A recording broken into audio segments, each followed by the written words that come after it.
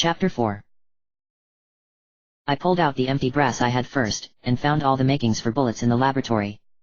2 more iron rounds, I wouldn't need silver, and then found boxes of empty brass stored with his gunpowder. I kept my hands protected as I worked the iron bar, forced to melt it down and mold it into the .45 caliber rounds I needed. But I couldn't use the entire bar, and what I needed it for was going to hurt like a son of a bitch. I pocketed the newly cased bullets and dipped the remaining piece of the bar in the tempering water to cool it quickly. Once the bar was cold, I gritted my teeth and laid it on the work table, then took my gloves off. Ted called down the stairs as I was about to pick up the bar with unprotected hands.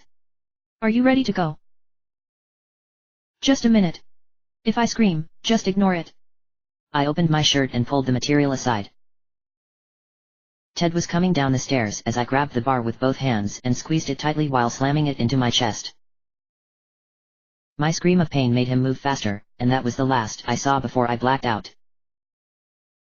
I woke up in the back seat of Damien's limo, and despite the sore spot in the middle of my chest that was fading, I felt my hair and realized it had worked the way I wanted it to. Maybe too well. There was an inexplicable empty spot in the limo's seats, then I shook my head and forced myself to see. Digerelli was there, looking back at me. "That was a really dumb move. You ought to see the scar on your chest from the iron burns. It was cold, right? I cooled it before I did that, after casting bullets." As I worked on the sitting up concept, Damien handed me the cold revolver. "Took it off of you when you fell unconscious, just a precaution. We're almost to the ferry ring by the highway." I made myself move and get around the car, and was pretty good by the time we stopped and pulled over. My hair was long, but had gone back to the dark that had been growing in before the elf blood. My skin had tanned, and I reached out a hand. "Somebody, give me a knife." "Too late for that." Damien reached into his bag of sorceress things and produced a small bottle of red blood. "It's yours, human and the blood of an untouched maiden, though the translation leaves something to be desired." The spells had been recorded in Elvish long ago, and maiden was a very rough translation. Everybody else in the car looked at me as we got out and spilled out on the highway that Ted and I had been on so many years ago. "Just, let's focus on this. The ring is about a half-mile off the highway, you can't miss it." We stayed together, walking towards the ferry ring, Ted tense with Cendala slung on his back, Diana nervous about leaving her life behind, possibly permanently, and I think she understood that. Damien was excited beyond reason, and I looked at Laro. "What about you?" He bowed his head. "When your party safely departs, I will dissolve this incarnation, and meet you in the land of fairy. We must agree on a place." Damien interrupted our conversation. "There's no way to do that, magically forced rings are unstable, there's no telling where in fairy we'll end up." I looked at Laro. "Where's your body in fairy right now?" "Under safeguard at the Spring Palace." "Wait for us there. If we land on the eastern side of fairy, we'll come to the palace and meet you. If we end up in the lands of summer or winter, we'll go to those palaces. If we end up in the west, we head for one of the palaces." Laro nodded. "The desert will be a dangerous crossing. If you land in the autumn lands of the dwarves, head for the north in the winter. I will search all of fairy for your party if I must." We stopped at the outside limits of the ring and Damien stepped into it with his implements. I called a warning. "Don't do anything Damien doesn't tell you to. This is dangerous magic he's playing with." The group unconsciously formed a circle on the outer edge of the poisonous toadstools that marked the location of the fairy ring. Damien worked fast, pouring the blood ash around himself as a protection, before laying the first rose of spring at his feet and began to cast. "By the 5 goddesses and the 4 winds of the earth. By all the powers of the dimensions, heaven, hell, and all beyond the veil. Grant us the safety of passage to the dimension of fairy, by the blood of a willing fae and a maiden untouched." The blood ash started to burn, and Damien threw down the delicate little bottle with my human enough to count blood. "Let the ring be opened." The spell took hold and he called out to us on the outside of the ring. "All of you, start running. Only 9 times around the circle, no more and no less. Tiaras, get in here." I realized the spell wasn't working the way it was supposed to, and stepped in to let him do whatever he needed to. Damien grabbed a knife from his bag and my wrist at the same time with opposite hands, then sliced the top of my arm, letting blood run into the smoldering fire of the spell in progress. He let go of my arm and I grabbed it to put pressure on the wound to keep too much blood from entering the spell. He yelled out to our runners. After the 9th lap, jump in. The spell is about to work. And not a moment too soon. I saw a highway patrol prowl car stop by the limo and the patrolman get out, gawking at our magic show in the scrub brush. One by one, they jumped in. I saw Laro's incarnation poof into dust and scatter on the ground. And then the portal opened, and we were no longer in the mortal realm. I woke up first, and the first deep breath, even breathed as more human than elf, I was home. Everybody else lay on the ground around me, still out of it from the spell. We had all carried in gear for the traveling we were about to do. And I had no clue where in Fairy we were. I crawled towards the unconscious Ted and shook him vigorously. Ted! Wake up, we're back in Fairy. Oh god, traveling the dimensions didn't feel like this last time. Ted staggered up on his ass and had to rest. Digirelli was awake and shaking Diana. Damien was sitting up on a flat table rock and unpacking his traveling things. He pointed at the horizon, striped in red, gold, and yellow. West. We're in the land of autumn, sun setting. I forced myself to stand. Dwarf country. Now that I was on my feet and getting my senses back together, I could smell the industry in the air. We weren't far from a munitions factor, if memory served me. We're about a day's ride south of the Autumn Palace. Diana looked at me, and gestured that we had no horses. And on foot. 3 days. And I was probably being optimistic, looking at Ted and Diana. Damien looked like he could do this, and Digirelli was a demon. And there was me. It had been a long time since I had hoofed it on a war party across the plains of Fairy, and then I had had enchanted armor, a trained war horse underneath me and professional elven soldiers. Now I had a cold revolver with iron bullets, one goddess in waiting, a petty crook, a demon, and a sorcerer. Damien stood and knocked dust from his clothes. Well, if we're certain we're in the land of autumn, we head north, with a detour to avoid the Autumn Palace. And we have to stay on the move. It won't take long for the queens to realize we aren't on Earth anymore and double back here, where they have all their powers and all their people to back them up, instead of a few pixies and goblins. I could tell the party did not want to hear this, but once everybody had shaken off the effects of crossing dimensions, we started walking north towards the mountains of Moata, while bearing to bear north and east. The dwarves might or might not be on our side of this, and I didn't want to take chances that the dwarves would be in one of their playing nice with the elves and slash or fairies stages, and hand us over to one of the queens. Plus, I was in exile, now back in Fairy. My life was forfeit by both elven and fairy law. There was a large collection of moans, but we were about a mile or two on by the time the sun set completely and Damien and I called a mutual halt.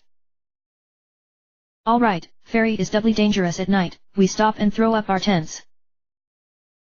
Ted started to assemble his from his dropped bag. It was the old blue tent I had seen 15 years ago. Diana offered her help and the two were soon engrossed in each other while they struggled with the tent. I threw a blanket on the ground and dropped on top of it. Digirelli looked at me. Do you have enough blanketing there?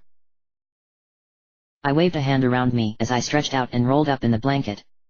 It's a summer night in Fairy, believe me, I'll be fine. Damien was already snoring. Ted and Diana had slipped into the blue tent, with its silly little end flag. Digirelli, I noticed, had laid out nothing. Do you have enough blanketing?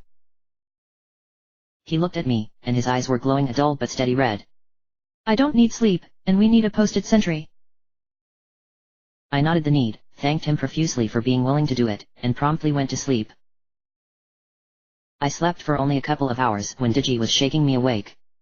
Dwarves, sneaking towards us on war ponies. I already woke Damien and he's casting traps, low enough level magic to not tip a dwarven witch, if one's with the war party. I almost felt miffed that Digi had woken Damien ahead of me, as I thrashed out of the blanket and checked the colt. With the slight glow in the dark of Damien's traps visible beyond our campsite, I went to Ted's blue tent and ducked under the flap, then approached Ted to wake him up. A dwarven war party is coming towards us, Damien has cast traps and Digi already roused us. Ted blinked sleepily as he got up. Oh, wow, I didn't even think about a sentry last night. Is Digi going to need to sleep today? He doesn't need sleep.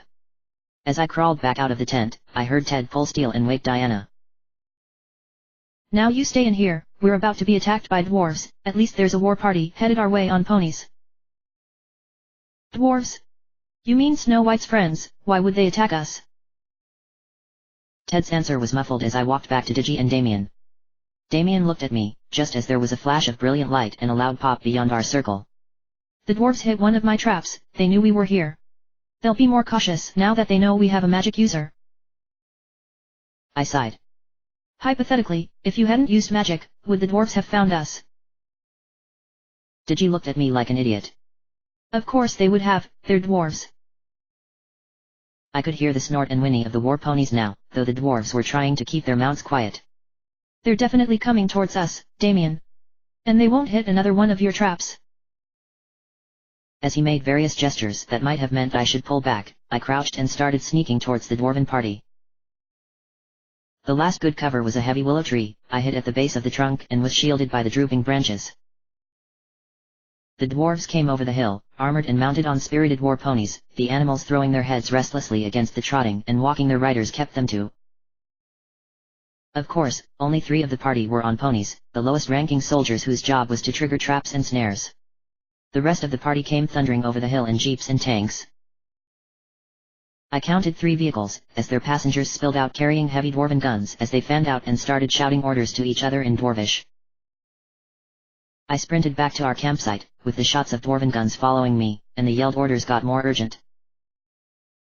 Ted was standing, Sendolus glowing as he held it in a ready position, and Damien had some sort of spell waiting to go, his hands stretched apart like he was holding a beach ball. Diana was nowhere to be seen. I would assume she was in the blue tent hiding. Digirelli was gone too, and I knew he could fight. I pulled back the Colt's hammer, as the dwarves came down on us. Damien finished the spell he had been holding, flinging an explosion of fire and light at the dwarves. When the smoke cleared, they had pulled back, leaving a lone woman standing, unarmored and ready to use magic. She called out to us, identifying herself by dwarven customs of war. I am Solasa, witch of the Autumn Court. Who be you, strangers? Sneaking back up behind her, were the soldiers. Damien looked at me. Do you want to identify yourself? They'd kill us immediately. You do it. I tightened my grasp on the Colt as Damien started talking. I am Damien van Walliver, Sorcerer Master from the Mortal Realm. My party and I seek to... I interrupted Damien's grandstanding when a large metal sphere came flying at us from one of the dwarves. Get down. As we all hit the ground, the sphere exploded in white and red light and I knew no more. I woke up, tied hand and foot and laying on the floor of a dwarven troop transport. Damien was already awake and talking earnestly. The witch and the war party leader were listening to him while looking occasionally at Diana with awe. This woman Diana is one of the Morgan, and we need to take her to the temple. There's another girl, Dani, who was taken by the Summer Queen. The Queens of Summer and Winter are allied in preventing the Morgan from taking their place in the temple. The dwarven witch, Solasa, was quiet. Finally she said softly, Do you know where the girl Dani has been taken? I spoke up then. No, we don't, but we plan to head north through the Dragon's Pass and go to the Winter Palace. Solasa was thinking about it, as she fingered the amulet around her neck. The girl is more likely to be in the land of summer. While that's true, I have a different plan. And with my next remark, I made up my mind. It's about time for a regime change. Solasa watched me with big, dark dwarven eyes. It could be a dangerous path, to put new rulers on the thrones. Could it really be any worse than the bitches who are on the thrones now? Who do you plan to crown? I intend to put my sister Floriane on the throne of summer, and winter I don't know. Solasa nodded her head and fingered her amulet. From the driver's seat of the tank, the party leader called back to us. We are about to arrive at the Autumn Palace. The High King will see you on arrival. I looked at Damien and Diana. Maybe we could get the Autumn King on our side, after all. In the throne room, we were lined up in shackles. The Autumn King, High King of the Dwarves, Holy Friend of the Spring Court, and Lord of the Autumn Court, was watching us from a throne that made him look far smaller than he was, and he was obviously a dwarf. Who are all of you? One at a time, and the truth, please. Damien stood up to his full height and looked the Dwarf King in the eye on his elevated throne. I am Damien van Walliver, Sorcerer Master from the Mortal Realm. As he was about to introduce the rest of us, the Autumn King gestured. Let your party introduce themselves, sorcerer. I stood next, and decided to take a gamble. Everybody looked at me like I was crazy as I spoke. I am Prince Tieras Faydurhani, son of ARan, Prince of the Summer Court. Unsurprisingly, the dwarves drew guns all around us and pointed them at me. Digi rolled his eyes. You are trying to get yourself killed.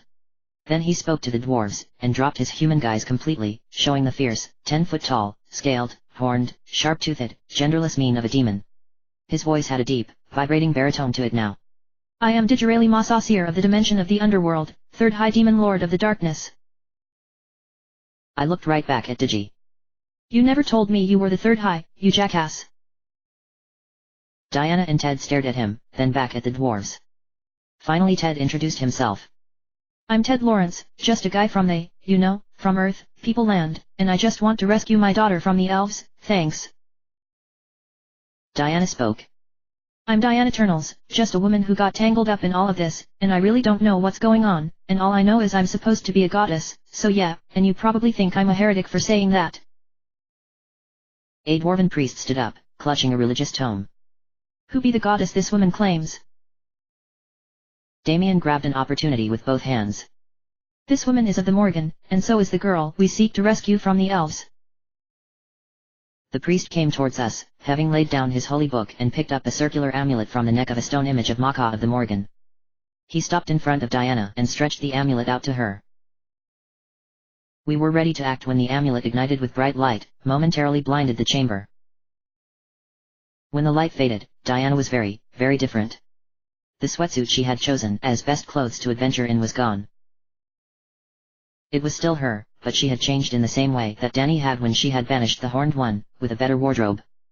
Diana was dressed in armor of precious metal, wreathed in magic, and bore a blessed sword and a bow and quiver on her back. The dwarves hit the floor to a man. I did the same thing a moment later, while Ted, Damien, and Digi stared. They weren't from this dimension, the full incarnation of Maka didn't mean as much to them. Diana looked around, seemingly confused and certain at the same time. Then she looked at the Autumn King, and the confusion was gone. We are the goddess Maka. The time has come for the Morgan to rise and judgment to pass on the land of Fairy once more. Diana put the amulet around her neck and placed her hand on the priest's head. Your order has maintained good and loyal service to us, and you will be blessed for it. Now we must have the aid of the Autumn Court to retrieve Nemane and restore the full power of the Morgan. The Autumn King stood up and spoke. And you will have it, Lady Maka. All that is required you and your followers shall have. I was about to dispute the use of the word followers, but Damien and Digi didn't, so I went along with them. Diana/Maka spoke again. All rise, there is no need for the good people of the dwarves to bow down to us. As the dwarves stood up, looking at her with awe, I noticed that Diana/Maka's shackles were on the floor. I held up my own bound wrists. Little help here. She waved her hand, and everybody's shackles just came off, thumping to the stone floor of the Autumn Palace's throne room in a cacophony of noisy metal. Everybody started rubbing their wrists as Damien spoke. Now that we are known to you, we require weapons, animals, gear, for we have much journeying ahead of us. The king spread his arms wide in a gesture of charity. Maka's party shall have whatever they wish as they journey through our realms. And this had just gotten a lot easier. Comfortably billeted, we were grouped together in a common room. The divine Meen had left her stance, and she looked exhausted as she was stretched out on a couch. Digi and Damien were busy choosing what we wanted, and I had to join in the planning in a moment. Ted was staring in awe at Diana. How do you feel, Diana? I looked at her where she was sprawled out in the long dress that had been under the armor she had taken off. Wow. The moment he gave me that amulet, it was just, like, everything was right, you know. It felt like I've been thrashing around in the dark my whole life, and now I know what I'm supposed to do. She sat up and snapped her fingers, causing the light bulb hanging above us to light up, then she gestured at the window, and it snapped closed and the curtains dropped. I stood up then. I have to go plan the rest of the journey with Digi and Damien. Ted, you stay with Diana. Downstairs, Digi and Damien were rapidly organizing our traveling party, while declining the Autumn King's insistence of sending the entire dwarven army with us. I shall get all of my following kings to send their armies with you, with such a force you shall fall upon the winter and summer palaces like a wave. Your Majesty, Damien was giving him the courtesy and the Autumn King knew it. Being a goddess traveling party made us have plenty of status to spare. Our plan requires a small party, for we plan to change the very leadership of the Fae. I waved as I walked up. The king looked at me. You do not look elven, Prince Tiaras. I bowed to him. I have been long away from fairy, and much of my magic is gone from me. The Autumn King gave me his sympathies. I demurred it, since in some ways I both did and didn't regret not being an elf anymore. Of course, depending on how long I was here this time, I might find myself naturally going back to an elven nature. Or dead, if things didn't go well. The Autumn King gave us everything we could possibly want, we even had to turn down some of his more extravagant offerings. We ended up taking the bows, arrows, quivers, swords, crossbows, horses, and food supplies they offered. In the courtyard, I was going from horse to horse, making sure everything was packed right and horses were solidly tacked up. The king had been perfectly willing to give us vehicles, but we had to get through the harshness of the Dragon's Pass, and animals would be easier than wheels, as well as quieter when we approached the Winter Palace. Diana was cooing over the white war pony the dwarves had given her, while Damien helped her fasten on the pony's armor. I approached Ted and Digi, who had managed to tack their ponies, but Ted was staring in bemusement at the armor they had been given. Digirelli made no move to help Ted, and I stuck my tongue out at him. Ted turned to see me. Tiaras, can you help me with this? I gestured them to help me as we picked up the pony's back and breastplates and laid them on the animal. I could tell the animals the dwarves had given us were all trained for combat, they were perfectly calm about the weight of armor and tack, didn't startle at the twang of bows when Damien and I had tested our arms into a designated wall. Now, Ted, watch me, I'm going to fasten the armor up for you, but when we stop you'll have to take the armor off and let the animal graze and rest, and put the armor back on. I tightened the cinches and leather straps, lacing the plates together to protect the pony, and by extension its rider. Once the body armor was secure, I forced the grazing pony to raise his head and slipped on his helmet, fastening the metal to the rings in the bridle. The pony tried to toss his head, but I jerked the reins down each time and made him stand still as I secured the helmet and adjusted the metal to leave his nostrils and eyes protected but unobstructed.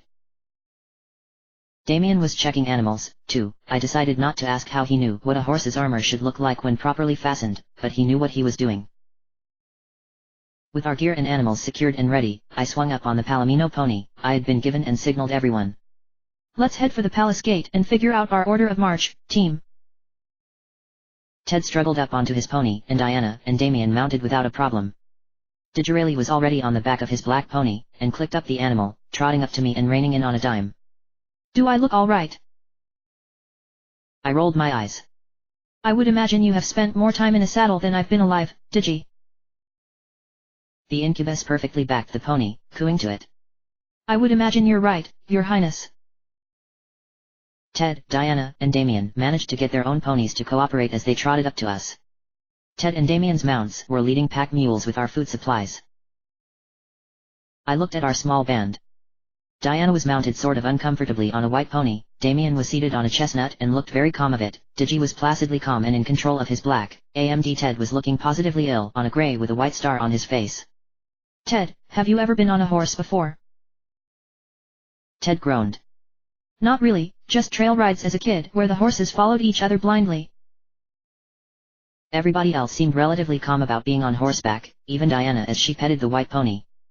I raised my voice to be heard. Alright, everybody, me and Digi will ride point, Diana will ride in the middle and Damien and Ted will bring up the rear. Keep an eye on each other's ponies for lameness, if you see a pony struggling, call a halt and we'll check the animal. As everybody muttered agreement, I signaled to the gate guard, and he pulled down the switch, and the gears thumped into place as the gate slid aside. Outside the walls of the palace, was the light forest that covered the land from the north of the Autumn Palace, to the mountains of Moata. Out of the gate, we set an easy trot due north to the mountains. Digi was switching off with me on who was farther ahead at the point of our party as we rode toward the mountains. Night was beginning to fall, and the mountains could be seen to the north. I reined up the Palomino. I'm calling a halt. We'll need daylight to head through the pass. Everybody yanked back on their ponies, and we dismounted and removed the animal's armor while pitching tent sites. After some deliberation, Digi, Damien, and I decided it was safe to start a campfire, and we had a good blaze going with minutes. Ted and Diana were sitting close to each other, and he shared the heavy coat the dwarves had given him with her while the rest of us made our plan for the rest of the journey to the Winter Palace. Damien poked the fire with a stick, shifting the logs before speaking. Getting through the pass will be very difficult, and I think we both know that. The outcast. I pulled my own coat tight around me. The outcast was the dragon the pass was named for. Long ago, he had allied himself with the fairies in a war between them and the dragons. The dragons won, defending their boundaries. The outcast was stripped of his name and banished from the lands of the Spring Court. But the fairies took pity on their ally, and gave him a cave in the mountains of Moata, on their border with the dwarves. In exchange for his service in guarding the pass against dwarven invasion. The outcast was savage, driven half insane from long isolation from his own kind, alone in the cold, cold mountains. The irony of the similarity of my situation and his was not lost on me. Digirelli had no need of anything for warmth, and was stretched out in a bag by the fire. It'll be midday tomorrow when we reach the pass. If we're careful and quiet, the outcast might not notice us. He's watching for a dwarf army, not 5 people on ponies. Damien turned it down. He'll be watching for anything. It's been centuries since the dwarves have tried to cross the mountains. Their trade with the dragons is much easier done overland, even with the river and the forest in the way. He'll be bored out of his mind, and attack anything that is even remotely invasive on fairyland. Ted and Diana were listening to us. Finally Ted spoke. Is there any way besides the pass? Damien shook his head, then reached into his backpack and pulled out a parchment from the dwarves, spreading it out flat so Ted and Diana could see it. This is a map of Fairy. The mountains of Moata are virtually impassable on foot or in vehicles except for the 2 passes, Dragon Pass on the border between autumn and winter, and the Fairy Pass between winter and the center lands, where the temple is. Any other direction through the mountains would be suicide. Diana held her hands out to the fire. So how do we get past the dragon, then? And nobody had a good answer. With the problem hanging in the air, we all bedded down, while the 3 of us with more adventuring smarts were trying to make a good plan before we fell asleep. Digirelli woke everyone at sunrise, and we had the animals tacked and armored by the time the sun was just off the horizon and we were on the move north. We kept our marching order on the trip as we traveled, everybody thinking about how to get past the outcast. The only ones who had a hope in hell of coming up with a good idea was me, Digi or Damien, and all of us knew it. Digirelli was quiet as he scanned the turf. We urged our horses on towards the sweeping mountains above. We stopped as the land began to shadow from the hills and dismounted to lead our ponies and let them rest at a walk. The group's tension started to ratchet up with the ground sloping up. We were headed into the pass, and even Ted and Diana knew it. I signaled everyone to mount their horses. We grouped up for a moment for our last bit of strategy. Our best chance to throw on the speed and ride hell for leather through the pass. Dragons don't go far from their home cave and territory. If we clear the pass and get on flat ground in the fairy lands, we should be safe. Ted moaned as he mounted his little grey. Should be. I gave him the open hand what can I do gesture. None of the weapons we have will go through hide very easily. Our only chance is being faster through the pass than he can maneuver on the wing in it. Once everyone was mounted, I checked the cave on the left of the pass, and then kicked heels into our ponies and galloped up into the pass. As the mountains closed around us, the angry screech of a dragon inspired our ponies to run faster, as the massive black and red dragon came down on us from a high ledge in the peaks. I could feel the heat of dragon's breath as it swept down, and we weren't even at the top of the pass yet. Just as Diana screamed, another dragon swooped down from above. It was a big red and yellow beast and wore a jeweled golden chain around its neck. Then I recognized him. It had been 15 years, but I remembered like yesterday. Loro the Thar. The black and red outcast screeched and wheeled up. Diana's pony had reared and thrown her from the saddle. I reined up my own and leapt off to run to her. As Loro the Thar attacked him, the thud of 2 several-ton beasts impacting in the air shook the very mountains around us, and stones came tumbling down the sides of the pass. Diana! I helped her up, and she cried out when she tried to put weight on her left foot, so I picked her up and called out to Ted. Grab her pony's reins, Diana's hurt. Ted and Damien spurred their animals around and managed to trap Diana's pony between them. Damien grabbed the flapping reins and led the frightened white back over to us, and I potato-sacked Diana into the saddle. As she sat up and placed her feet in the stirrups, the outcast and Loro the Thar were battling above us. Rocks came slamming down the pass, and I knew we had to get out of the way of the 2 behemoths fighting above us. Mount up and get clear of the pass. We're only in the way here. As more rocks smashed down from where the outcast had flung them at Loro the Thar, everybody who wasn't on a pony, raced back to their beasts, and everybody who was turned the animal north and galloped away. I kept up the last of the line, looking behind me as the dragons fought in the sky. Rocks were tumbling down the cliff sides and flames spilled over the stones as the two animals fought back and forth over the jagged cliffs. Diana was looking back too, fearful as the two beat mercilessly on each other. I turned back around and shoved her forward when I came up beside her. Keep running, stopping and gawking won't help him. We all turned away from the pass and galloped through and out the other side, tightly controlling the ponies as we thundered down the other side of the pass and soon were clear of the mountains of Moata, just barely able to see the dragons fighting above the crags. On the other side, the land turned cold and we veered on another course. It was due east the rest of the way to the Winter Palace. Pushing up the ponies to speed to make distance, we soon stopped to regroup, unsaddling and unarmoring the animals to let them rest and graze. Diana was far quieter than she had been, looking south while Digi and I were scouting around for any plants that could be eaten from in the cold north of Fairy. Damien was using a stick to scratch a pentagram into the soil. Hey, Merlin, think you can conjure up dinner? I pulled a long root of wild onion out of the ground, and gathered more from the area. Digirelli was up a scrubby tree, trying leaves with his mouth. I think this tree is edible, too. Damien looked up and at us and shook his head. You two really take to this questing thing way too well. With that, Damien started to cast his spell. I waited patiently, for the spell to blow up in his face. The Winter Queen would not allow magic to be worked in her lands that wasn't sanctioned by the Fae. I kept gathering onions and walked toward my Palomino. He raised his head and whickered at me as I fed him an onion, then unlaced the saddle bags and dug into them. It was trail food, but it would keep us alive. I wasn't the only one who had dug into their saddle bags for food. Ted was busy eating the hardtack bread, while Damien turned his nose up. Bring to me, through the power of the goddess Circe, a meal of steak and potatoes.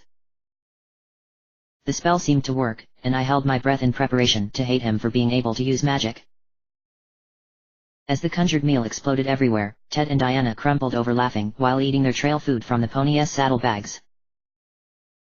Damien picked chunks of steak off of his face and chest and got up to stomp over to his chestnut pony, and get his own food, while Digi and I joined Ted and Diana's laughter. With us and the ponies fed and the ponies' hooves checked for stones and cracks, we got on the move again, still riding east as fast as we could maintain without wearing out our mounts. The group was still chuckling over Damien's magical mishap with trying to use human magic in a Fey realm. A few miles on, the collective amusement level shriveled and died. The cold was moving in as we veered ever more northward and the sun forsook us. Diana and Ted had bundled themselves tight, and the ponies were blowing smoke from their nostrils as they plodded on through and across the frozen turf. Digirelli reined up and yelled back at Damien. Fairy war party up ahead, and they think they're going to ambush us. I reined up my Palomino and stood up in the saddle, but couldn't see over the next hillock. You're sure, Digi? He just glared at me. Right, of course you're sure. Damien looked ahead too. He's right. I looked at him. I thought your magic wasn't working in the Winter Queen's realm. Active magic doesn't work, I realize that now. Thanks for the warning. He could not have sounded more sarcastic. Passive magic is still safe to use. Damien pressed his chestnut forward and then stopped the pony, abruptly enough to make it whinny in confusion. Dragon. I turned the pony, to look behind us, and winging toward us was a red and yellow dragon. I was about to reach for a dwarven longbow when Diana called out. Loro. I could see the dragon winging in and starting to circle himself to land. And she was right, it was most certainly Loro the Thar, Prince of the Spring Court. Our odds against our fairy bushwhackers had just gotten a lot better. We circled up and kept a close watch around us as Loro the Thar circled downward, finally back-winging to land in our circle of bone-cold riders. I waved to him and he dipped his head and wings in acknowledgement, then rumbled a greeting. Prince Tiaras, Diana, Damien, Digirelli, Ted, it is precipitous that I found you when I did. Damien trotted his chestnut forward. You can say that again. The outcast was going to eat us to stop us from crossing into fairy territory. Loro the Thar hiked a rear leg and scratched at his massive ribs. He was bigger than 15 years ago, but we were all that much older. There is a fairy party ahead, planning to intercept and fall upon you like a wave. I laughed. They can try, we know they're there and we have you now. Lorothar rumbled in agreement deep in his chest and then launched skyward again, and we put our marching order back together and continued to travel east and north, but mostly east now. In spite of firepower and having a dragon prince flying above us as company, I was still watchful as we traveled. Digirelli was quiet as he clung to the back of his little black pony. I leaned over from the palomino to talk to him quietly. Are you worried?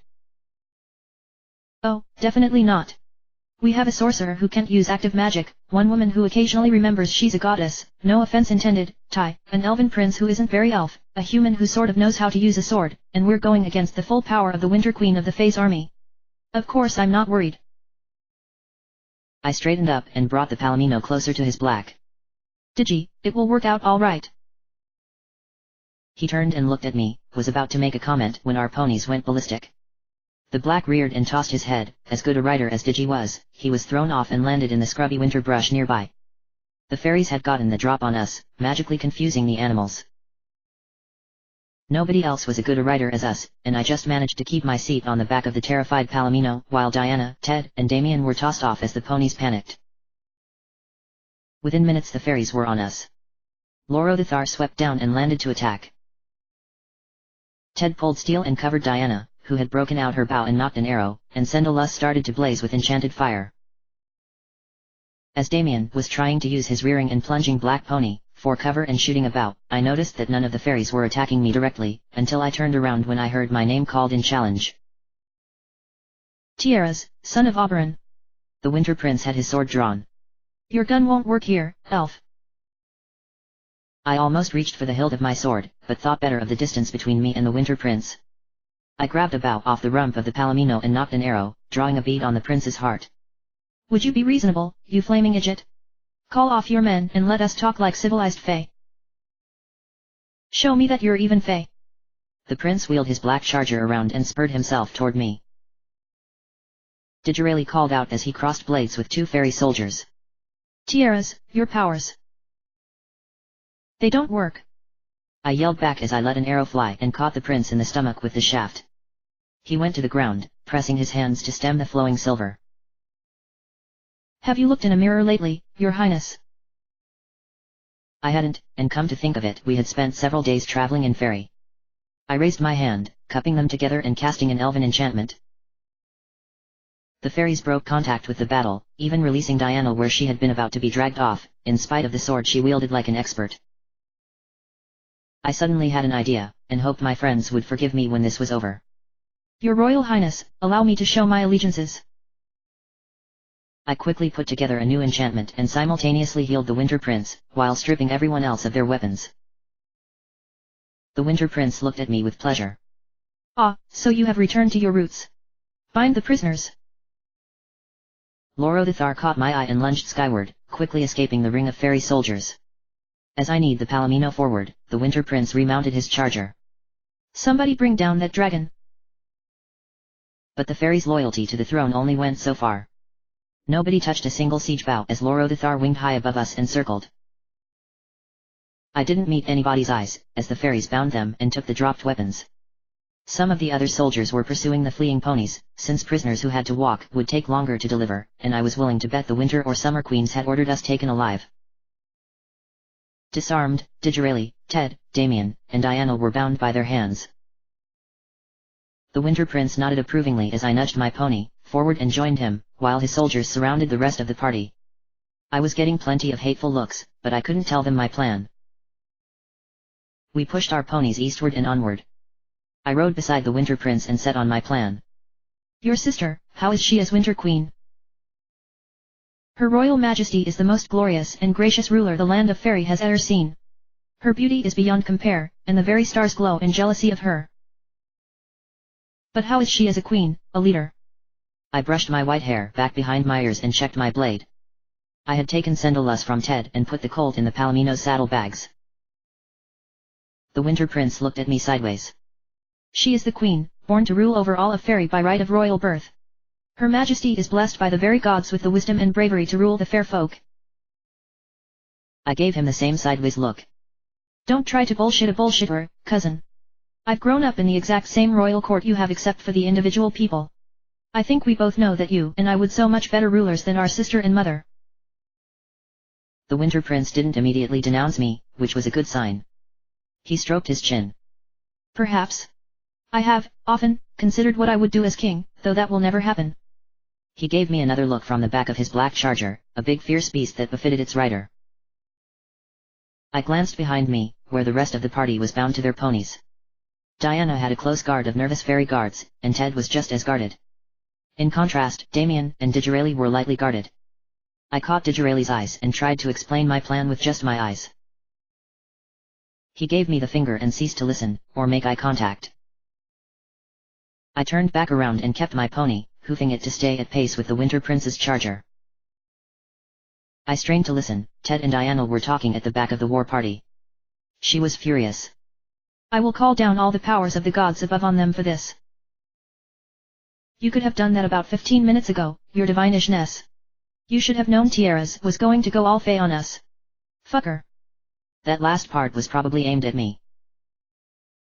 Damien rode in front of them, bracketed by one fairy soldier and doing his best to look innocent and harmless, just another incompetent. He called over to Ted. Oh, I know how you feel. I get the opportunity, I'm killing him. I looked back. No Fae would take their comments without reaction, and I couldn't let the Winter Prince think I wasn't truly Fae. I looked back and jeered at Ted's hands, bound to the saddle horn of the grey pony. As if you could, mortal. The time to kill me was 15 years ago. Even as I was burning bridges, I might as well as add the kerosene. I raised my hand, constructed a spell and cast it, turning the ropes that bound everyone's hands to metal shackles. The last of the spell caused the key to drop into my hand, and I slipped the key into my tunic. Nobody else noticed I kept the key, too busy laughing uproariously at my mischief, otherwise known as betrayal, as we crested the last hill and rode down the tundra-like slope into the Winter Palace's courtyard. We were immediately surrounded by jeering, laughing, pointing fairies, and the party ducked their heads from the rotten fruits and vegetables. I reined up my palomino at the same time as the prince reined up his charger and we both dismounted. He held up a hand and started barking orders. Inform Her Royal Majesty the Winter Queen that we have brought the goddess Maka and her party as prisoners, and that the Prince of Summer has taken his proper place as one of his own people. The fairy woman curtsied and ran into the palace. I checked the key, and made sure it was still tucked in the folds of my tunic before I put together a copying spell. I couldn't hand out keys to their chains now. The party were being helped off their horses, and I could feel more waves of hatred as I took the palomino's lead rope and passed the animal off to a groom. As our entire party flowed up the stairs, they opened slowly and grandly. She stepped out of them, standing far more regal in appearance than the times she had crossed over to the mortal realm.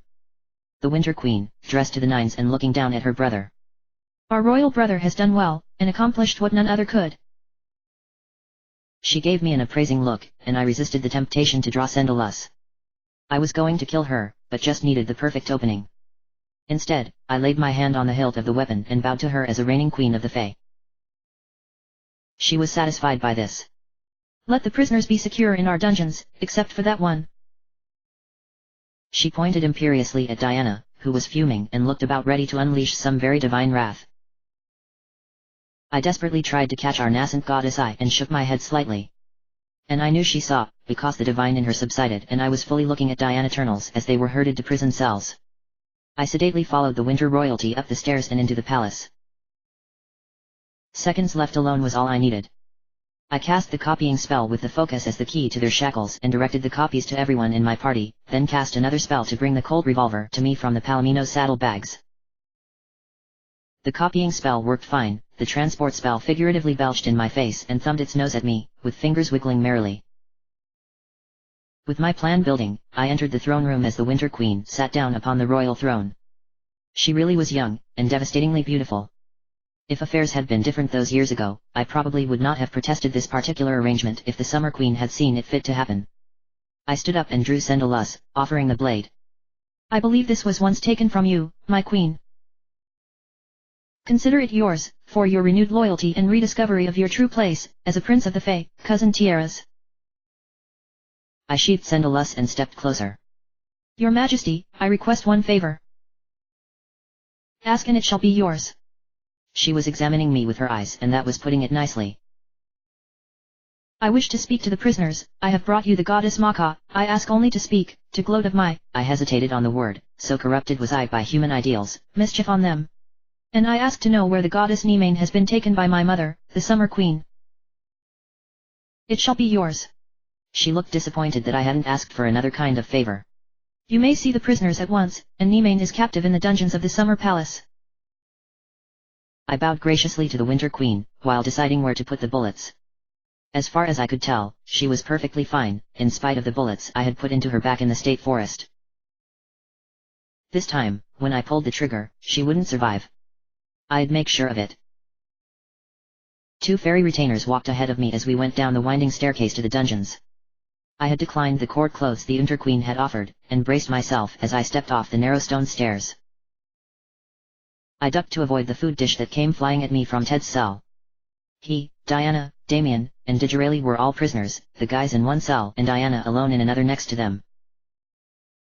Damien was obviously looking for something to throw, while Digi growled. When I get my hands on you, you bastard! I looked at the retainers and raised an arched eyebrow. Gentlemen, you may consider yourselves dismissed. They both bowed and went back up the steps. I made sure they left, then turned to the cells. Before you guys kill me and smear silver blood all over this prison. Damien interrupted, holding up his shackled wrists. We know you didn't switch sides. Where's the dem key, your highness? I grabbed the dungeon keys from the wall and handed out the shackle keys. While everybody unlocked their shackles, I unlocked the cell doors. Stay down, be quiet. Our goal is to get out of here and ride like hell for the temple. I decided not to tell them the murder I was planning. My companions came galloping out of the cells. We formed a quick war council, while being alert for the sound of footsteps. Head for the stables, get your ponies and ride as fast as you possibly can for the ferry pass. One hard night in the saddle and you'll be safe on the south side of the mountains. Diana looked right at me. Your ponies, you possibly can, you'll be safe? Where are you going to be, since you're talking like you aren't traveling with us? I'll be behind you guys, there's something I have to do here, Diana. The group all looked at me, and then Damien and Digi looked away. They knew, and my morals were very different than theirs. I honestly couldn't tell if they approved or not. Ted gestured to his waist. Our weapons. Oh right. I snapped my fingers, and our dwarven borrowed weapons failed to appear in the dungeon. I smiled briefly as Diana gestured, and our weapons appeared. While everyone armed themselves, I gave instructions. Get out of here as fast as you can, don't look back. Loro the Thar will be waiting for you, I'm sure, and I'll catch up. I handed Sendalus back to Ted. No, I can't accept this, Tiaras. The sword works a lot better for you. You'll need it more than me when you guys get on the move. I just need to make sure I get my colt out of the Palomino's saddlebags. I checked the staircase and gestured everyone up. I hoped for the 2 retainers' sakes that they didn't come back. From the top of the stairs, I directed the group out the back passages of the Winter Palace. The stables will be at the back of the palace. Get out of here. I had counted as the group made it out the back stone door and I hid in the shadows. Minutes later, just when the Winter Queen might be looking for me, there was a glitter of magic and the Colt SAA revolver thumped to the marble floor. It had to be Diana, only her power would work here. I grabbed the gun and shoved it inside the folds of my tunic and turned away, back into the castle. I moved quietly, and it was quickly obvious that the palace was alerted to my friend's escape and my own treachery. I passed a window to see a herd of ponies galloping out the lesser gate as fast as their riders could make them run. And they took the Palomino. Crap. The riderless pony galloped along with his companions. But I knew what I had to do. It might not change anything permanently, but a change it would be. I slipped into the corridors of the palace and worked on finding the queen. I didn't slip for long, as almost immediately fairy guards spotted me and realized they could redeem themselves in the eyes of the queen. I ran for the stairs, with guards in hot pursuit. Killing the queen was looking more and more like a very foolhardy proposition as I tried to remember what my revolver had in it for a load. I needed 1 iron bullet for her, but I had to take some of my chasers out too. As I turned and one of them pulled steel, I shot him down. The rest stopped dead as the guy I had shot, and I kept running. A landing, a flight of stairs, another landing. Stopping to rest was not an option. I wanted to live to catch up to the group, even though I had no idea how I'd catch up if they rode as fast as I had said, and knew that Damien and Digi would keep the group moving fast as far as the mountains of Moata. I stopped on the spot and turned slowly, refusing to show fear, when I felt someone teleport in behind me and turned around. The Winter Queen stood there, watching me with hard fey blue eyes. You have betrayed us, and your kind.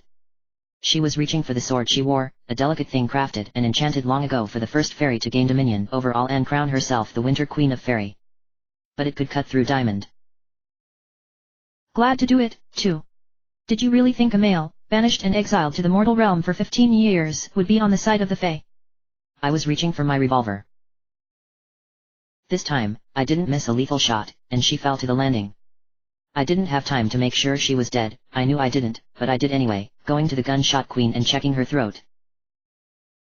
The blood was already starting to stick grey and black, and her gasping breath was the last. I stood and looked down at the body, saying to her corpse, "You lose." Then I turned away and kept running, planning to steal a horse and catch up to my companions. The stables were in shambles from the rest of the party rushing to get their ponies out and mounted. I was scanning for a horse that looked like he could run, when a familiar whinny met me from a far stall.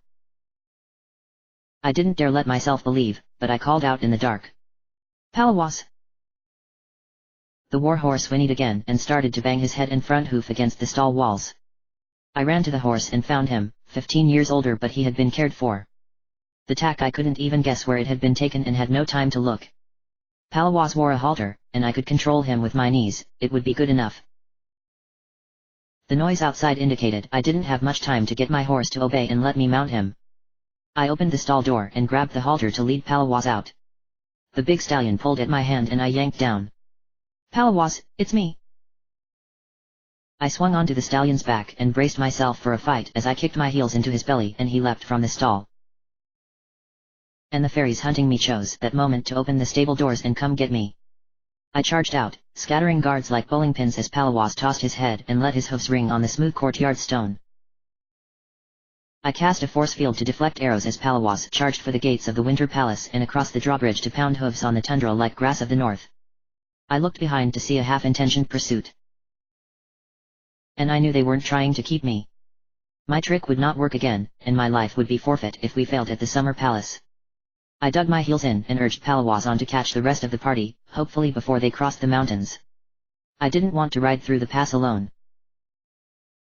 As the sun faded completely, I reined up Palawas. The fairy soldiers had stopped pursuit without ever really starting it, but that was the only thing on my side right now.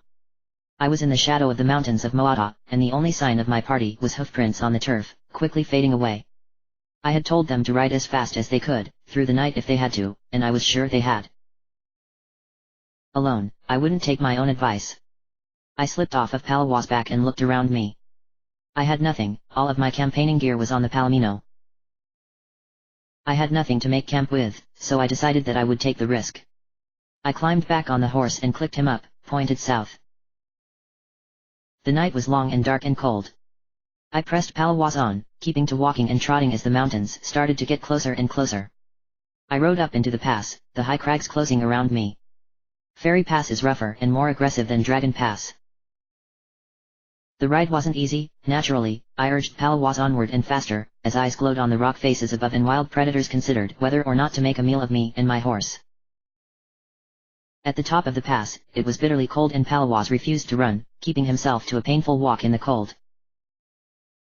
I didn't notice it when the ground started to slope back down, until Palawas got a second wind into him while I was all but sleeping on his back, nearly fell off when the big horse broke into a gallop towards a campsite and a watched fire as morning dawned in the east of Fairy. I didn't try to direct the stallion, just held on as he ran towards the party. I quickly picked out all 5 ponies, tied to scrubby trees, and Loro the Thar curled around the outside of the party's gathering. He stood up and bugled a warning as I slowed Palawas to a trot and approached the warmth of the fire, and the 5 pairs of eyes watching me, wondering why I had lagged behind, what exactly had happened from the moment the fairies ambushed us. Digirelli offered me a chunk of meat roasted to a crisp. "Is she dead or alive?"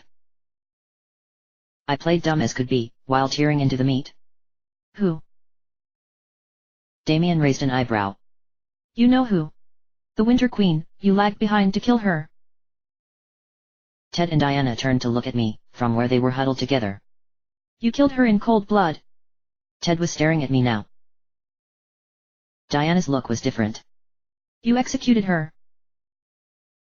I was ready to face judgment for it, if Diana/Maka wanted to judge me. It had to be done, I don't deny I killed her with the cold revolver. And the look faded, and she reached for more meat. Ted was not willing to let it drop so easily. Just like that, you kill someone that easily. I licked some grease from my fingers. Have you looked at me lately, Ted?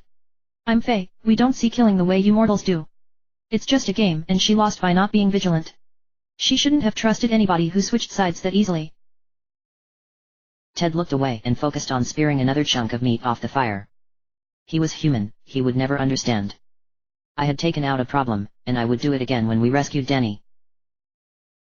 With the sun risen and warm light on our backs, and the mountains of Moata behind us, we rode. I recovered what gear I wanted from the Palomino's saddle and dummy roped him to Palawas. Our marching order fell back together without discussion or negotiation, and Digi chatted with me as we rode south towards the temple. We expecting any problems at this point? Digi clucked his little black along. No, it's too close to the Temple Mount for any Fae to dare act now. The Summer Queen's only option. I glanced back and saw that Ted and Diana were lagging behind. Is to do whatever it takes to ensure that we can't put Danny in her proper place in the temple. We have to install Diana there before we go after Danny. So, what was your original interest in all of this? Digirelli gave me a certain look. What was yours? Mine was a chance encounter that bound me to Ted Lawrence, and you dragging me in on the kill notice from the 8th Winter Queen. Now your turn. Digi smiled enigmatically and shook his head. I wasn't getting anything from him and knew it. Alright, fine, have it your way. You still owe me for getting involved in this. I owe you, Ty? You got involved long before you knew me. Digirelli clucked the pony, up and it trotted happily ahead of our column. And of course Palawas would not let some dwarven pony outpace him, as my stallion jerked up and loped forward to get ahead of the pony. Behind us both, the rest of the party looked up in confusion at the jostling of the two horses. Digi and I grinned and looked back sheepishly. Hours later, well 2 hours but who's counting, we crested one more hill and found ourselves looking at one of the wonders of the world from the back of our ponies and my horse. The Temple of the Morrigan glittered, made of white marble that was literally out of this world, mined in another dimension long ago. I waved everyone else to a stop and as they gazed in awe, I dug my heels lightly in Palawas' side and he took off at a fast lope before anybody could react. We had faced too many ambushes since entering Ferry, and I had no intention of letting the party be led by me into another one. If there was a trap, I'd spring it alone and force our attackers to show themselves early. I didn't want to analyze my reasons for this. Ted yelled after me. Tiaras! Come back, there could be traps. I yelled over my shoulder. I know. Better me than you guys. As the party disobeyed orders and rode after me, I kicked Palawas into a gallop and sped the last 50 yards or thereabouts to the temple. I expected it, but as I reined up and swung off my horse, I drew the Colt, and no attack came. There was no ambush, just the sound of bird calls, the occasional bray of one beast or another, and the only other sound was Palawas snorting as he lowered his head to graze. I left Palawas feasting on fresh green grass as I started walking up the steps, and slammed straight into a force field that knocked me off my feet and sent me flying backward to hit the grass. The rest of the party kicked their ponies and galloped down the rise of the hill, towards me, and reined up, jumping off the dwarven ponies and running to where I was still dazed on the grass. Digi and Damien went to me, while Ted and Diana walked toward the temple doors. The barrier that had violently stopped me, a fae and an elf, was non-existent for the two humans. Diana walked with purpose, reaching for the arched doors, closed tightly and unopened for millennia. Digirelli helped me sit up, as I rubbed my sore back. And my backside needed it, too. Hell of a wallop that force field spell gave you. I felt like snarling at him, but settled for grimacing while Damien and Digi hauled me to my feet. Damien was watching as Diana ran her hands over the intricate carvings in the ancient ebony wood doors. You weren't authorized by the Morrigan. That is abundantly clear. I shook myself out and pulled away from Digi and Damien's helping hands. Meanwhile, Diana had placed her hands on the engravings and started to speak. We all fell silent to hear her. I invoke thee, by mine own power as the goddess Maka, to open the doors long barred. She looked to me and smiled a megawatt grin of some emotion I couldn't identify. Then she continued speaking away the locks on the ancient temple doors. And be allowed Tierra's Fedurhani, for he is of the goddesses and the mortals. Digi and Damien walked towards the temple of the Morgan, and I reluctantly followed as the doors started to miraculously open on their own, completely silent except for the slight scrap of wood on stone. Ted and Diana entered the doors, and I heard the gasps of shocked awe from the shadows. Damien went first, passing the point where I had been thrown violently backward without a problem. Digirelli went up next, and he stopped just short of my step. Am I going to have a problem? Diana looked at us, her eyes seemed to glow in the darkness. You are our friend, and will not be harmed or blocked from coming to us. Digi stepped the rest of the way up and entered the doorway. I was the last. I was almost tempted to beg off with something stupid like standing sentry, but I walked up the steps and hesitated at the point where the barrier had thrown me aside because I was Fey and shouldn't normally be here. I walked past and felt the pressure of the spell, but Diana's say-so was good and I was able to follow the party into the Temple of the Morgan. Once past the doorway, sunlight could be seen to stream in through thick panes of colored glass set directly into the marble dome of the temple ceiling. Ted was examining everything with wide eyes, the golden suits of armor encrusted with jewels, the metal plagues set in the stone engraved with spells and knowledge. I felt ill as we walked further. Diana may have told the divine magics that protected the Temple of the Morgan that I was allowed, but I could feel the hostility in the spells around the temple. Damien had his hands up, trying to intuit his way through the initial passages of the temple while talking to himself, or us, it was hard to tell. Here, down this passage and down that one down at the end of this one. The throne room will be that way. The group was about to tromp along with Damien when Diana stopped us and raised her hand. This is unnecessary. My power is at its greatest here. She snapped her fingers and everyone disappeared. Well, except yours truly. I was alone and surrounded by the armor of the ancient soldiers who had served and defended the Morgan from traitorous attempts at murder and destruction from the same people whose silver blood ran in my veins.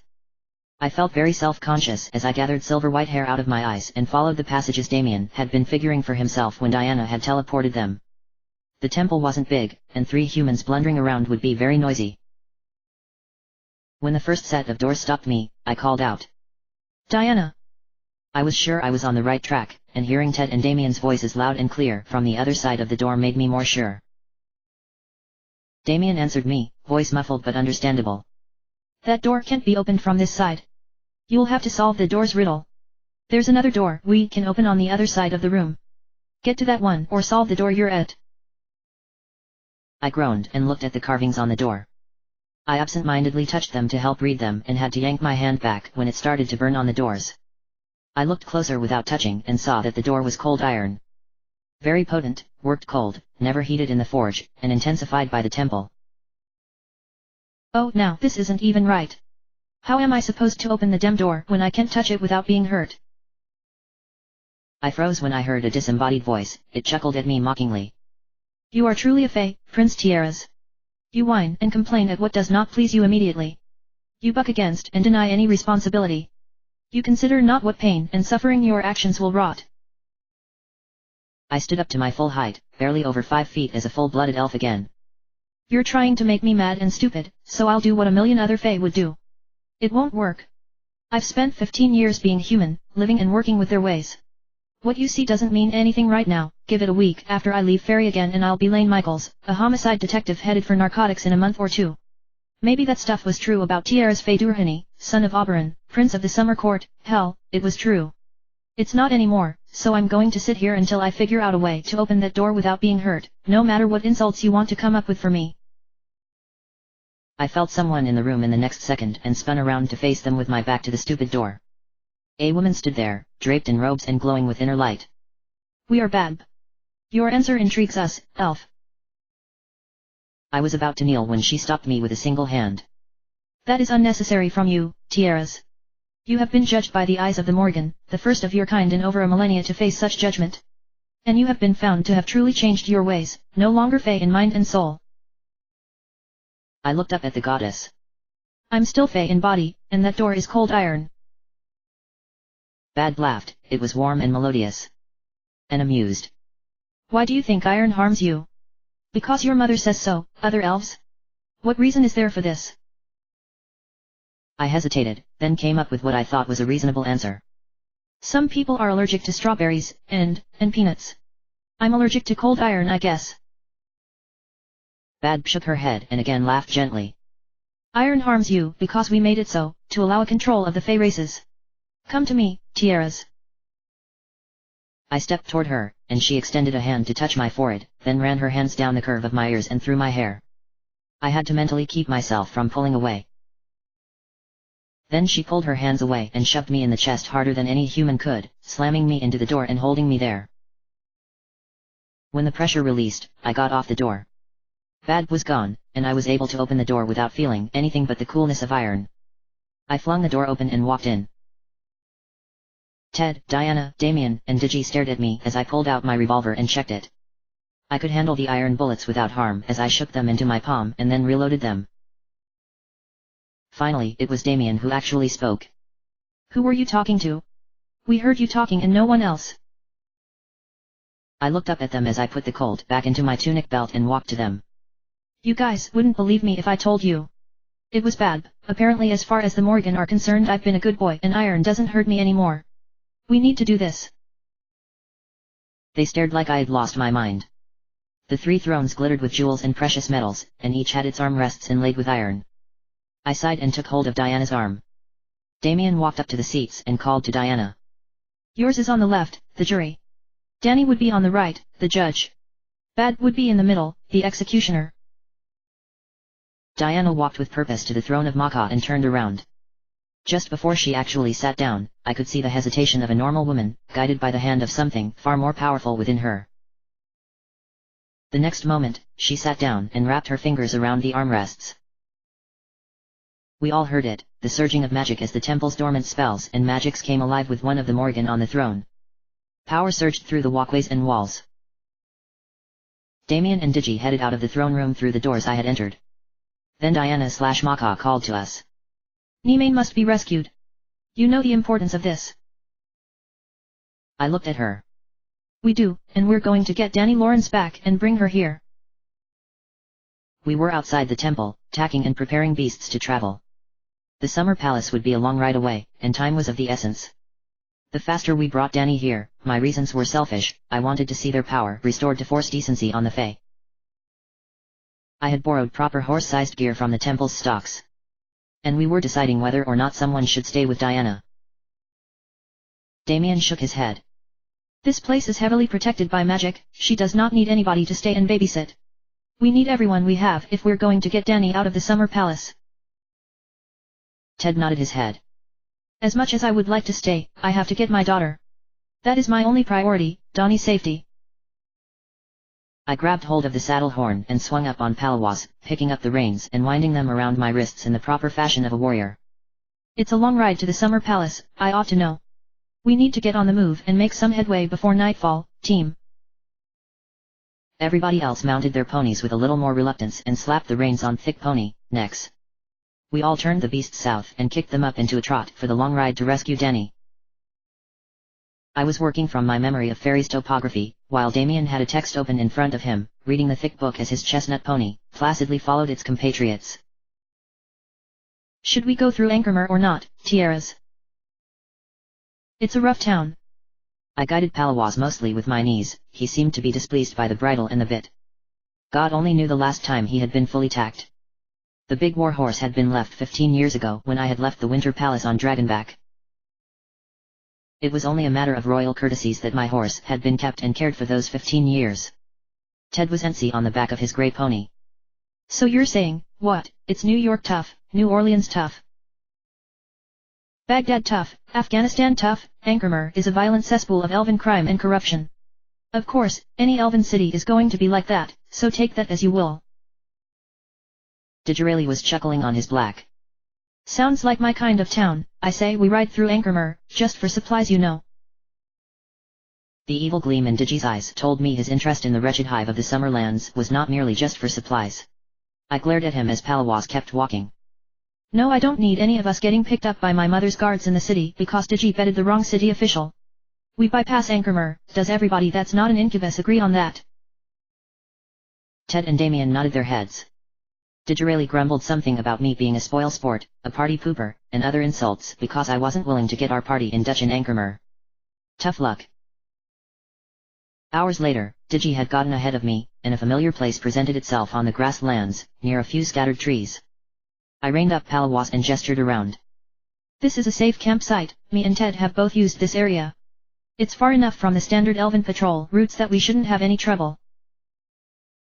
Damien was looking at where the torches and smoke of Ankermer could just be seen on the horizon. What about the Ankermer City Guard? They don't come out this far, Damien.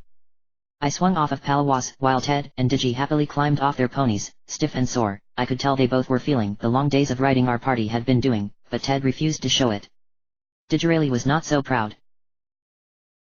My ass hurts, my leg hurts. I interrupted him as I removed Palawas' bridle. Isn't that normal for a gay incubus? He glared at me and yanked the black pony's saddle off.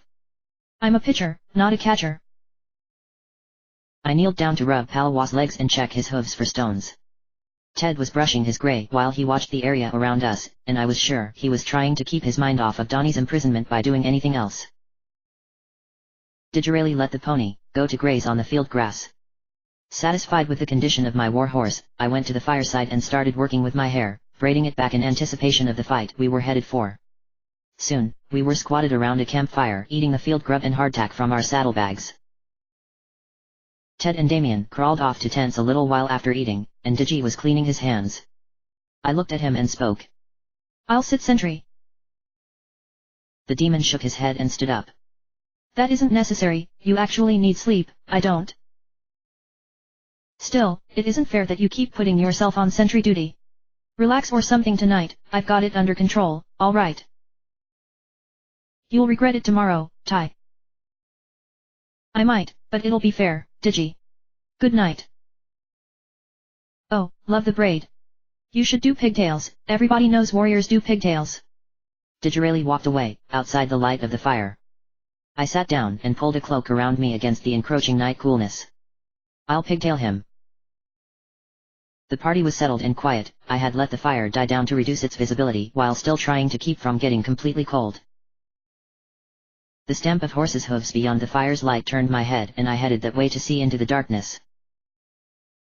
I was about to rouse Ted and Damien, then decided against it. There was no clear threat yet. Out in the dark, two elves on horseback wearing the armor of Ankermer city guards ambled over a hill. It was flabbergasting. The city guard had never gone this far outside the city's borders. Things had obviously changed. As the guards changed their horses' heading and came towards our camp, I ran back towards it and whacked on the blue canvas of Ted's ridiculous tent with the strange little flag. We got company, the Ankermer city guard is riding this way. I don't know why, I banked the fire and they've never ridden out this far before. Ted came stumbling out of his tent, awkwardly holding Sendalus. Damien came out next, and Digi slipped into camp when I hadn't been looking. The city guards are coming. I drew and thumbed back the hammer on my revolver. Damien had his hands together, ready to cast an offensive spell while looking hopefully at me. No, offensive magic won't work here either. We're in the Summer Queen's territory. Damn. Damien parted his hands. As we scrambled to break down our camp, the guards came over the last hill, blocking us from their line of sight. Halt! Who goes there? By what authority do you make camp in the lands of the city of Ankermer? I heard the rapid-fire double twang of two bow shots. And the guards fell dead from their saddles, their horses whinnying and rearing in confusion. I glared at Digi as he lowered the dwarven bow and grinned unrepentingly at me. It had to be done, and I had my bow handy. We could have negotiated, Digi. He didn't blink as he looked me in the eye. They were elves, we couldn't have negotiated, and if I go to Ankermer it won't be as a prisoner of the city guard. I was feeling very subdued, as the near morning encouraged us to mount up and continue to ride towards the River of Forever and Hawker's Bridge. I was still trying to figure out how the city guard had dared to cross that bridge and come so close to the Brachan Forest and the Temple of the Morgan. The telltale sound of water splashing and rushing over worn, flat stones made our beasts kick up and rush along faster. I called back, "Don't let them wear themselves out trying to get to water." The land was quiet, and we had another half-hour's ride before we were mounted on the bank of the River of Forever, a gently flowing run of water that starts in the mountains of Moata and winds its way in a partial S down to the Sainted Sea in the south. We reined up to water the horses just up the stream from Hawker's Bridge. Still I was thinking about the Anchormer city guards being so far north. And had a thought I didn't like. I broached the subject with Ted while his grey pony was gulping water. I have a theory on why those elf guards were so far north, and you won't like it. Damien looked up from the water where he was drinking next to his chestnut pony. You think the new Winter King told the Summer Queen about what happened? I looked at the rushing water. I think they were riding towards the temple or us, it's the same direction. Somebody needs to double back their animal and stay with Diana at the temple. It didn't take long for the decision to be made. We reorganized our food stores and weapons to give Ted extra, and he turned his grey around and headed back north to the temple. Not without argument, of course. You guys need me. And it's my daughter she has, I'm not sitting on my hands while Danny is held prisoner. I grabbed those hands he refused to sit on and tried to talk him into it. It's better this way, Ted. We can rescue Danny, Diana needs someone there with her. He was skeptical, but he also liked Diana. Finally he decided, unstrapping Sendalus and offering me the blade. Here. No, I've got my Colt. Keep the sword, Ted, and safeguard Diana. We will bring Danny home safe, I promise you that. I swear to God, if you guys screw this up and Danny gets so much as scratched. I wouldn't expect anything else, Ted. Protect Diana, we'll free Danny. He nodded and mounted up, and soon was disappearing over the past hill, and Damien, Digi, and I were mounting up. I had sent the riderless Palomino back with him and his grey pony. The bridge was the real line, and after tacking up our horse and ponies, we trotted across the Hawker's Bridge. Above us, Loro the Thar was still winging along. He had chosen to stay high in the air, avoiding the lands below us. I had half expected him to stay with Diana before we ever left the temple, but if I had to choose between the dragon and Ted, I'd prefer Loro the Thar. The moment we were on the other side of the bridge and our beasts stepped off the wood and onto the soil, I felt itchy. It had been a long time since I had come back. I was back in the land of summer. Banished, I was back in the lands of my birth. Everybody looked at me. It had been one thing when I had pulled my stunt in the north days ago, now I was back in Elven territory, and had the feeling they didn't quite trust me right now. With Ted gone, I hate to admit because I do like the guy, we made much better time. Damien, in spite of his wealth and magic, was a tough trail rider, and Digirelli was completely unfazed by the travel. We pushed the horse and ponies to speed and swung at the break in the path. With some argument, Digirelli looked longingly at the near lights of Anchormer. The ultimate city of sin, Anchormer, and you won't even let me take a detour. I shrugged and urged on Palawas. You can take a detour, but we won't follow you. Digirelli rolled his eyes and muttered, then turned his black pony, on the path that led to the Summer Palace. I could tell he wasn't pleased, but he had gotten involved in this and would see it through. Even I would admit a certain desire to carouse my way across the Anchormer underbelly, but it simply was not an option, pity to say. The group had turned quiet as we settled on riding west, back towards the Summer Palace. Digirelli had gotten over his regret and looked ahead to the battle. What's our plan of attack? I could just see the slightest sign of the stone parapets and towers on the approaching horizon line. Stealth and sneakiness. We were lucky up north with my harebrained idea, I don't want to do the Trojan prisoner thing again, too risky. Damien nodded. We weren't exactly having fun either, your plan could have been discussed a wee bit more with the party. You guys needed to be surprised. Digi snorted. We were very surprised, believe me. We believed it until you shackled us, tiaras. We rode on, slowing our animals and carefully sneaking around the exterior walls of the palace. We won't be able to sneak our horses into the palace, we'll tie them over here, there's some trees to hide them among. With the animals hidden, we left the tack on, ready to make a hard escape back north. And sneaked into the Summer Palace through the small servants' gate, left unlatched inexplicably. I kept my head down and messed up my hair so it obscured my face as we ran across the back courtyard and into the kitchen. Extremely busy as always, nobody took any notice as we grabbed random bags of sugar and flour and walked right through the kitchen. It was to be quick, grab Danny, kill my mother, and I had to speak to Florian before we fled back north. Out of the kitchen, was a wide stone corridor. I whispered in my companion's ears. Dining room is down to the left, the grand staircase is down right. The throne room is on the second floor up the grand staircase. If Danny is anywhere, it'll be there. Damien and Digirelli nodded and we pulled weapons and ran for it, knowing it was about to be a fight for our lives. We split up pretty quickly, wielding swords, bows, and a cold revolver.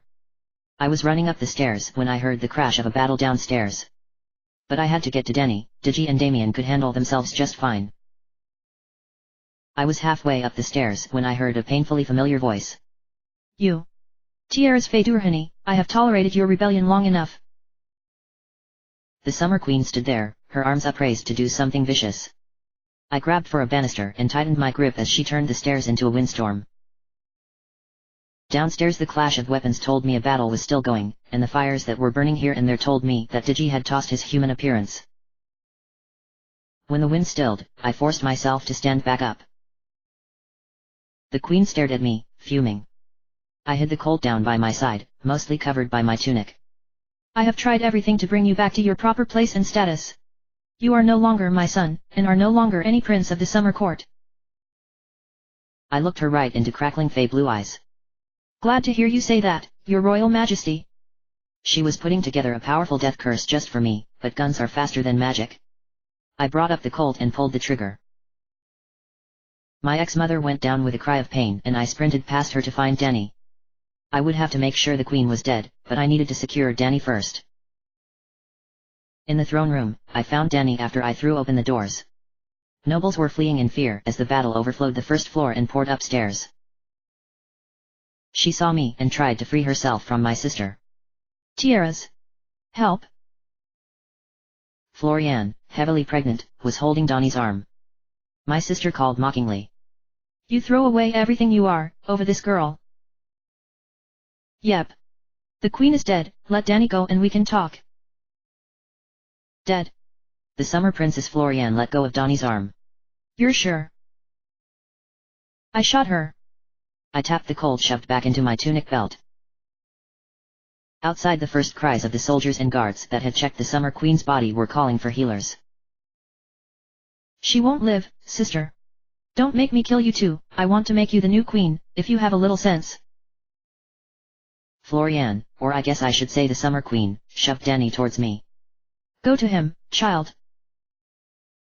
Danny made the best time I had ever seen out of a teenage girl as she sprinted to me and flung her arms around me. Her eyes glowed bright fey blue. You can't trust her, Tierras, she's your younger sister and you're between her and the throne. I knew that, but I didn't acknowledge it as I shoved Danny behind me.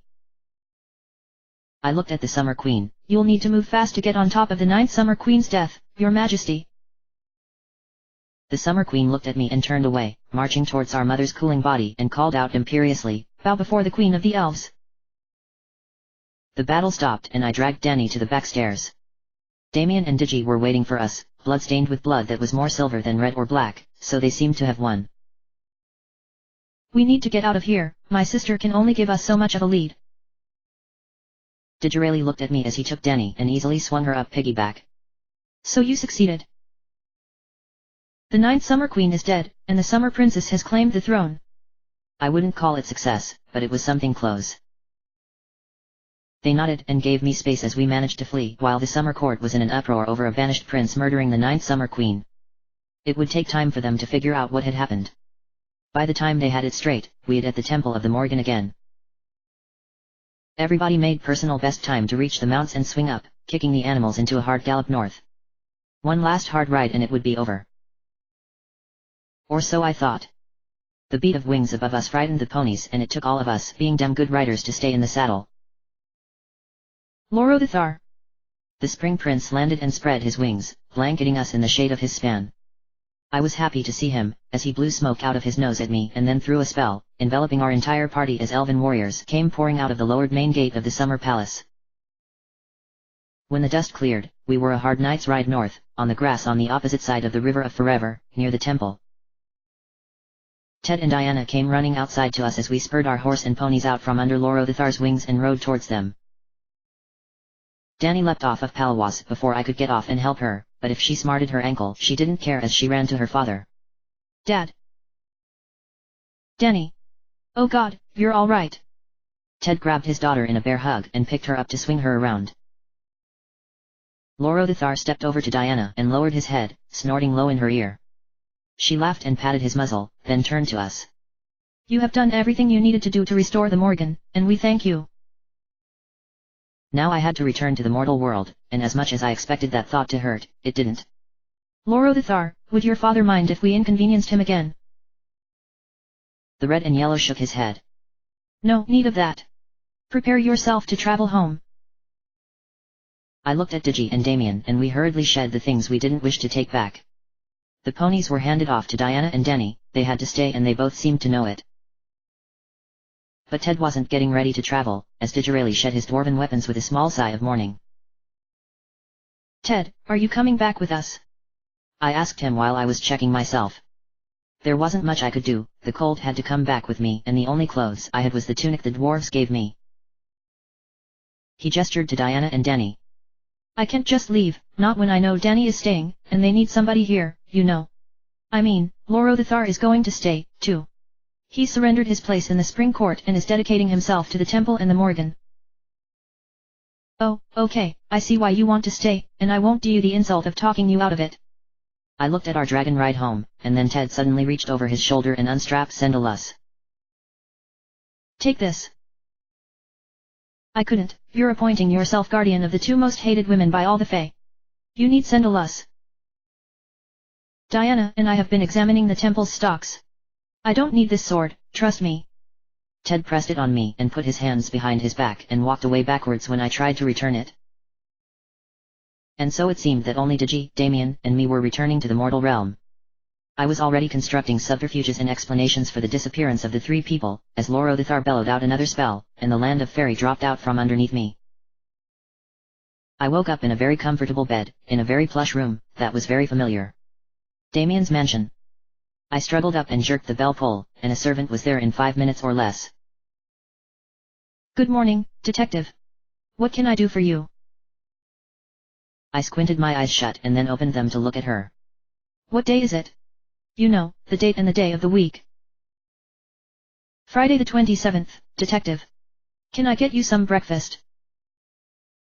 What's Damien and, you know, him doing? Master Van Walliver had to attend to some business affairs all day today, but he left orders to accommodate you however you wish. Mr. Israel was picked up by a car from the federal building early this morning. I shut my eyes again. Digi gave me a look and gave up. I think I know something about the de Gaulle murder. Steels wasn't approaching, but she was listening. Please don't say anything shade-related. All right, if you would sit down in my chairs instead of on my desk, mister? I had never known Digi to have a human name. Israel, Mark Israel. Mr. Israel. Please sit down and tell me what you know about Ms. de Gaulle's murder. Lenora was murdered by an enemy from her past, and for helping the wrong person. Having no choice, I picked my jacket up off the chair and gestured out of the bullpen. Why don't we take a walk, Mr. Israel? What does Mr. Israel do? I opened my eyes and checked my state of dress or undress. I wasn't getting up until she was out of the room and didn't look forward to figuring out who had undressed me last night. The maid shrugged helplessly. I have no idea, Detective Michaels. She bowed herself out of the room, after pointing out where my clothes were sitting, having been dry cleaned and folded. I got up and dressed, checking a mirror in the process. I was using no glamour, and looked like the dark-haired police detective that everyone in homicide knew. It had only been a night, how had I regressed so fast? How far was I going to go now? Under the clothes, was Sendalus, the scabbard polished by someone unknown. I showered, dressed, and said my goodbyes to the staff, then drove to the hospital. It went pretty quietly, really. I checked back in with the annoyed eye of the doctor who had let me out. I was being prepped for a normal discharge, and Jameson was picking me up. You look good, man. For somebody who went through a wreck anyway. I saw the Gran Torino in the crash scene analysis photos, man it's not good, Michaels. I had seen my car in person and knew that. I shrugged on a jacket and followed Michaels out of the hospital. Back at the station, I was given back my service weapon, with a long talking to by Steels about my driving. Getting free of my wonderful lieutenant, I went hunting for Lombardi. He was crammed into a tiny office on the second floor, while a few of his officers stared at me. He looked up when I rapped on the door. Detective Michaels reporting from homicide, sir. He grinned and waved me in. I took the Colt out of my hold-out ankle holster and laid it down in front of him, then poured out the handful of bullets. Lombardi didn't pick them up immediately. You can keep that, you know. I'm fine. But you would be proud of what your Colt SAA did, let's just say that. Single-handedly changed the entire political situation in Ferry. So, you coming here? Does that mean you're with us? Captain Lombardi was hopeful. If you can talk down Deputy Chief Rick Schill and get me away from my narcotics rotation, I'm yours, Captain. He nodded. Fair enough. I'll do my damnedest to win you, Tiaras. I waved myself out of the office and started going back to homicide, only to get stopped midway by, speak of the devil, Deputy Chief Rick Schill. The big black man clapped me on the shoulder. Clean out your desk, detective. You were moved while you were in the hospital. Steels didn't tell you? Never mind, she doesn't know yet herself. I followed the deputy chief quietly, and waited to hear Steels squawk as we went to homicide, and he went to her office while I packed up my desk. The argument was rather noisy and muffled, but what I could hear, there was no way Lombardi and his nut house would be able to get me. Rick Schill was dead set on having me and nobody else would do. 2 weeks later, I was settling into the narcotics division. Lombardi wandered in with his hands in his uniform pants pockets. I was at my desk filling out the paperwork after a meth bust on the south side. Obviously, I didn't win the fight with the police chief. I reworded my explanation for shooting the little gangbanger for the 6th time. Obviously not, sir. It's not like it was a lethal shot, I capped the kid in the ass. I tried, but they said point blank that a nuthatch like Special Investigations isn't getting a good detective like you. I figured. I finally decided on a story that sounded good and saved the report on the computer. From across the room I heard my partner Detective Alan Foster yell out. Lane, you have to see this. There's this fat chick on the CCTV who shoved the weed in her woo-woo. I looked helplessly at Lombardi. Please get me out of here, Captain. I'll do what I can. He started walking away and soon left me alone. It was end of shift when the desk sergeant came looking for me. Detective Michaels, I've got somebody here who's requesting to see you. He's federal, and insists this isn't official. Federal? Foster had left hours ago, and after the situation was normalized in my own life, the three of us had gone to our spheres and I was alone, with no reason to rush away from work. I followed the desk sergeant out front and found myself looking at Digi, who I hadn't seen in person since Ferry. He turned to look at me and none of his incubus mischief was there. He was every inch a federal agent Asbane that didn't know me at all. I'm Detective Lane Michaels, City Narcotics, you wanted to see me, Agent? Israel. FBI Supervisory Special Agent Mark Israel. I'd like to talk to you about last week's meth bust. We at the FBI field office have reason to believe there's something in the shipment your department seized. Yeah, methamphetamines, Agent Israel. I would go with it, demons can give themselves amnesia at will, so I guess Digirelli had done just that. Something else, something that your people wouldn't know to look for. I crossed my arms over my chest. Maybe you should talk to my boss, Deputy Chief Rick Schill. I'll do that. Where is he? I pointed the way and the FBI agent walked off. Even though I was probably diving back into things I didn't want to be involved in, I followed him to Rick Schill's office. End of chapter. End of book. This is a random audiobook appeared, signing off.